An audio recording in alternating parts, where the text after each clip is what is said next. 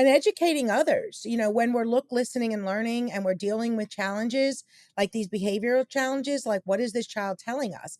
Yeah. Maybe they were dysregulated. Maybe they didn't prepare for the event. Maybe mom and dad said, get in the car and let's go, without knowing on the calendar, we're going to Aunt Sally and Uncle Bill's. Maybe Aunt Sally and Uncle Bill are high expectation parents.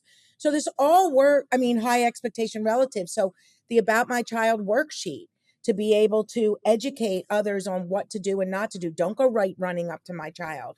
If she's hiding behind you and she's acting out or she starts to cry, listen, I remember even with Sophie when she was a little girl going to a family function, she would just get so upset and cry. And it was really a learning experience. She felt very overwhelmed. I can't get angry.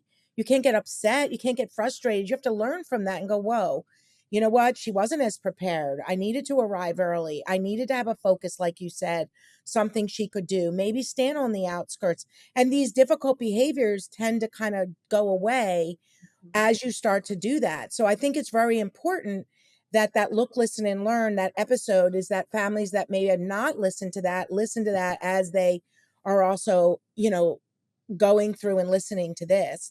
So I Mhm. think what you're saying is we're going to shift in perspective, right? Instead of, oh, I'm frustrated.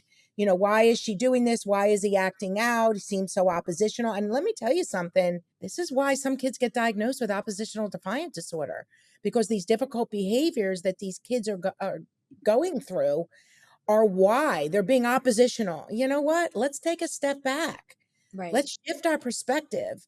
I've Yeah. never met, and I constantly do this. I constantly throw in the number of years or the years I've been doing this. But in all of my years, 30 plus, I've never seen a child oppositional behavior be like having oppositional behavior as the cause. It's a reflection. It's a result of. And so if we can see these difficult behaviors as a result of something rather than they're oppositional, and looking at these behaviors, anything they do, as what they're trying to tell us, we shift our perspective. And it's unbelievable how that really does shift in a great direction.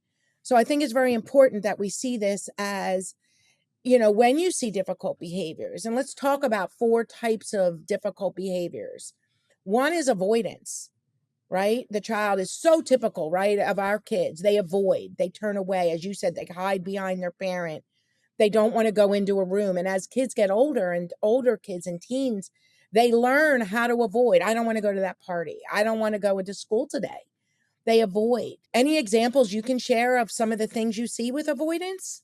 I think avoidance can look like many different things. I think for a younger child, it could be, a child that, like I said, hides behind their parent or, just maybe is under the table. Like I actually was just talking to one of my parents and they were sharing that they were so excited because their daughter was so excited to celebrate her sixth birthday. And they planned this party and they even asked her, they're like, are you sure you want to do this party? Like we could really have a smaller gathering. And she really wanted to do it. It was at this like fun kind of like playhouse area. And right around the time when it was towards the end of the party and they were about to do the cake, she hid underneath the table and didn't come out of the table until the end of the birthday party. And I kind of processed that with the parents and we talked about it again. It was a look, listen, and learn moment because we now talked about like, well, let's think about how we can move forward to like the next birthday party and what we can do to prepare and how we can prevent some of those things. But for a younger child, I would say like that could be more of what we see is like really kind of like we're totally in that shutdown mode. We're feeling so overwhelmed. We don't know how to verbalize that. So we're just completely going to like retreat. Right. And so she hid behind underneath the table. Some of my teens, I find like I have a teen that I also work with where every single time a relative comes over, he goes into his room and he does not come out of his room.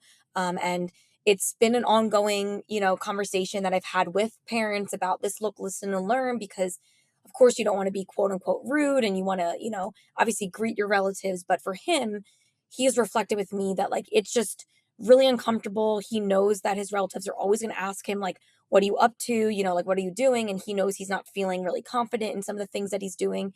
So he just goes to his room. So I think avoidance can look like all of those aspects, right? For even a younger child into an older child as well.